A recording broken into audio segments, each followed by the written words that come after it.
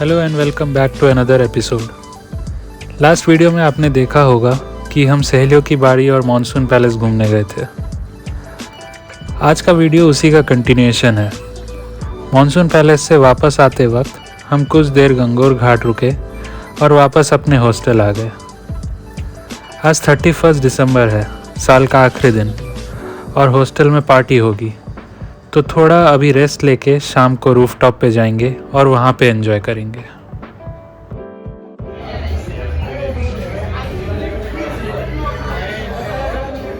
Fake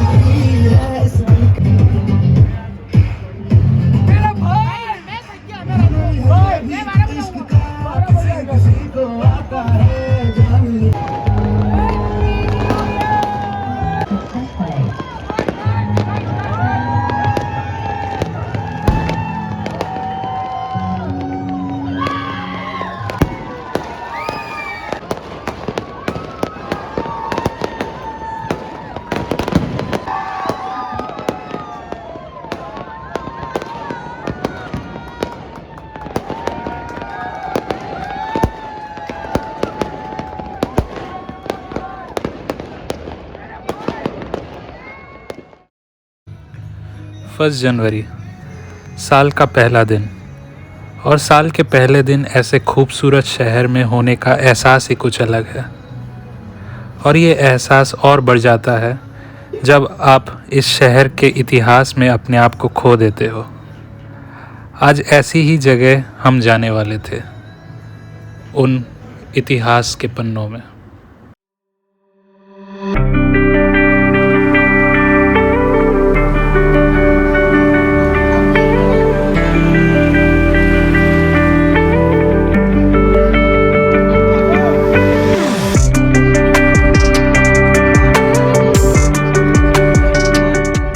हम आए हैं सिटी पैलेस ऑफ उदयपुर, जिसका फाउंडेशन महाराणा उदय सिंह II ने रखा था। ये पैलेस 450 साल पुराना है। अभी हम खड़े हैं मानेक चौक, जो कि दीवाने आम हुआ करता था। यहाँ पब्लिक गैदरिंग होती थी और राजा आम प्रजा से मिला करते थे। राजस्थान 19 रियासतों से मिलकर बना हुआ राज्य है, और उनमें से मेवाड़ भी एक रियासत थी। मेवाड़ की राजधानी पहले चित्तौड़गढ़ थी, जो कि महाराणा उदय सिंह को मुगलों के आक्रमण से बचने के लिए छोड़नी पड़ी थी। उदय सिंह के बेटे थे महाराणा प्रताप सिंह, जिन्होंने कसम खाई थी कि जब तक वो बादशाह अकबर को हराकर मेवाड़ वापस नहीं लेते, तब तक वो ना ही बेड पे सोएंगे, ना ही महल में रहेंगे, और ना ही बर्तनों में खाना खाएंगे। ये महाराणा प्रताप के हथियार हैं, जो कि उन्होंने हल्दी घाटी में अकबर की फौज के खिलाफ युद्ध करने के लिए यूज़ किए थे। महाराणा प्रताप हमेशा अपने साथ 2 हथियार लेकर चलते थे। अगर शत्रु का हथियार उनके हाथ से छूट जाए तो महाराणा प्रताप अपना हथियार देकर उनसे युद्ध लड़ते थे, जो कि एक बहादुरी का प्रतीक है।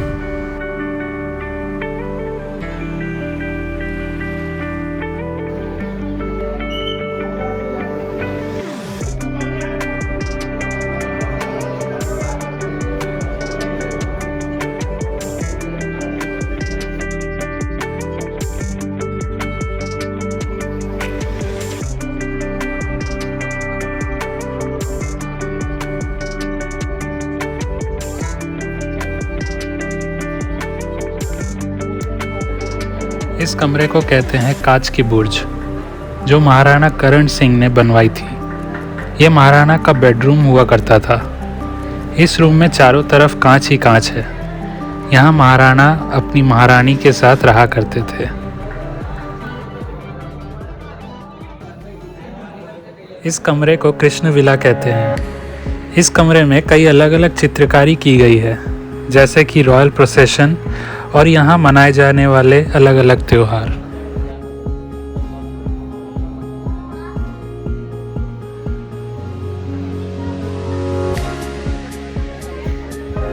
ये है सामने उदयपुर शहर, जिसका यहाँ से बहुत ही अच्छा व्यू दिख रहा है।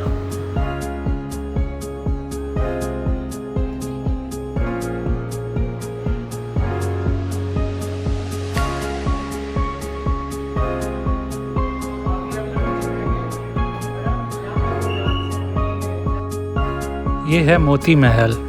यहाँ राज परिवार की महिलाएं खिड़की के पीछे खड़ी होकर कोई भी सेलिब्रेशन होता था तो यहाँ से उसी का नज़ारा देखती थी। इस जगह को पीतम निवास कहते हैं। यहाँ महाराणा भोपाल सिंह रहा करते थे। 18 साल की उम्र थी तब वो घोड़े से गिर गए थे और वो कभी चल नहीं पाए। सामने ही उनका व्हीलचेयर रखा हुआ है।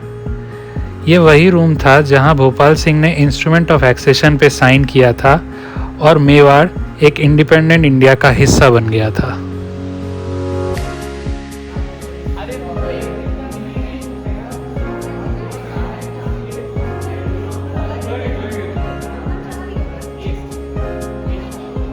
ये है मोर चौक या मोर महल। यहाँ 3 पीकॉक बनाए गए हैं जो कि समर, विंटर और मॉनसून को दर्शाते हैं।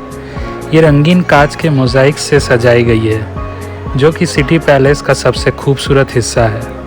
ये महाराणा सज्जन सिंह के समय बनाए गए थे, करीब 200 साल पहले। ये मोर 5000 ग्लास के पीसेस से बनाई गई है। ऊपर कांच की बैल्कनी है और दोनों तरफ कृष्ण लीला की तस्वीर कांच से बनाई गई है।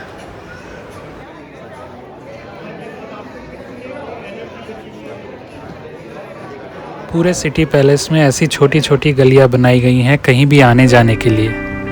इसके बनाने का उद्देश्य यही है कि कभी भी महल में हमला हो तो दुश्मन को आसानी से रोका जा सके।